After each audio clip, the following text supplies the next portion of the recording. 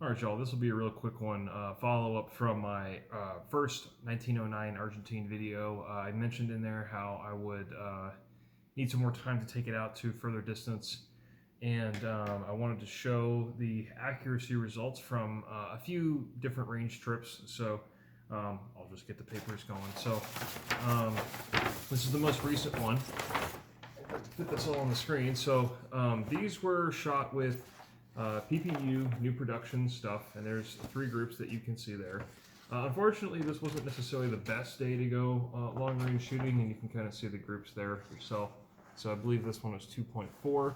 This was 2 inches with a hole down here because that is definitely just me. I absolutely pulled that one.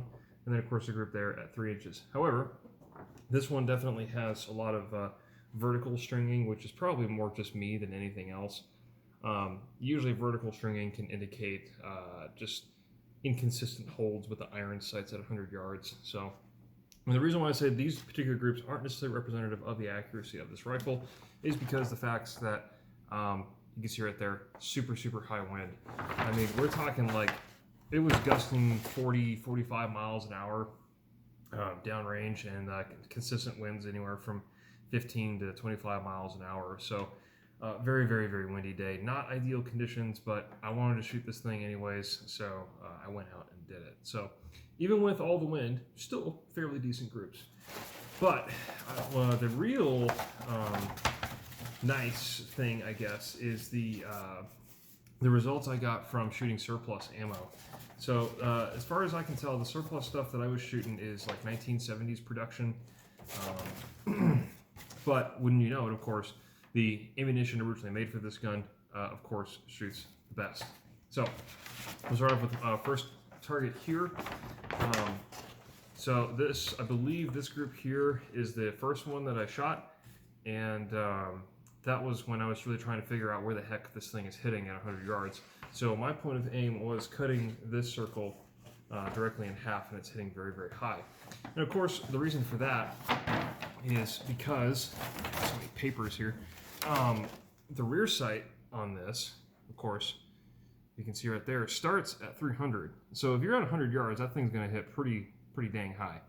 So what I've taken to doing is leaving the rear sight here at about 400, or the 4 marking, and then aiming with these targets at the very bottom edge of the paper, and that tends to hit right in the center of the black, as I will demonstrate here in just a second.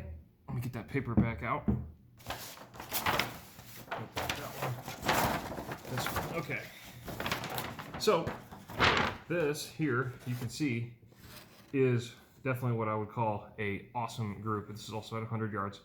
So that's 3 shots all in the same hole, with one just underneath it, and then that one that I X out there, that one definitely did not feel like as powerful as the rest of the round. So given the fact that this is 1970 surplus and who knows how it was stored, it's not unusual at all to get rounds that have a different power, I guess, or they discharge differently, they shoot differently, they just, over time, ammo can deteriorate if you do not store it correctly. But you can see right there, that is 1.1 inches at 100 yards, right? So that is absolutely freaking awesome. So that rivals even my Swiss 1911 rifle with a GP11 ammo. So that should tell you something. Let's see, this other page here, it's got a few holes in it, but the group that I really liked as well was, I haven't marked it, but it's the one up here. You can see that there was one up here as well. I think that was just me, to be honest. But if you can see these 4 holes right here, that was also at 100 yards with this gun using surplus ammo. So you can definitely see that it is absolutely quite accurate and quite capable, even at longer distances. So to me, it's really amazing to see that such a rifle, from 1910, Mauser action like this and everything is so capable of these honestly pretty fantastic feats of accuracy with its original ammo that it was meant to shoot from way back in the day. So With the surplus rounds, I do believe they're a little bit heavier. I think they're like 180 grain or 174 grain bullets. I think the PPU stuff tends to be 174, but I have noticed I actually measured the dimensions between my surplus ammo and the PPU ammo. The PPU ammo is actually slightly smaller in the bullet diameter than the surplus stuff that I have. So the surplus stuff is probably engaging this rifling just a teeny bit, little bit better than the PPU stuff, which may be just a teeny bit undersized. However, given that those high winds are still producing, you know, like 2-inch groups, 3-inch groups at 100 yards, if I had a much nicer day with better conditions and stuff, I could probably tighten that up quite a bit with modern production PPU. So, you know, modern production surplus stuff, this thing just shoots all of it really well. And I've been super happy with the accuracy, the inherent mechanical accuracy of this gun. I imagine if I could get a scope on this thing, which I'm not going to do, but if there was a scope on this, I'm pretty sure I could tighten that up to probably sub MOA accuracy with proper ammo. So, especially if I hand loaded for this, which I have not done that yet. However, I would really like to, because this rifle is just too nice to not try to explore all the possibilities with some really decent loads, you know, good bullets, good powder, good primers, all that stuff, good brass, and really see what this thing can crank out accuracy wise. So a project for another day, certainly.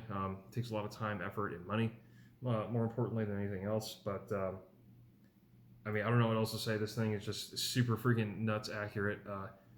The fact that it's on par, at least when I can show here, it's on par with my Swiss rifle with GP11 ammo. I mean, that's just impressive. So, really, I think honestly the limitations of my accuracy with this gun is just me.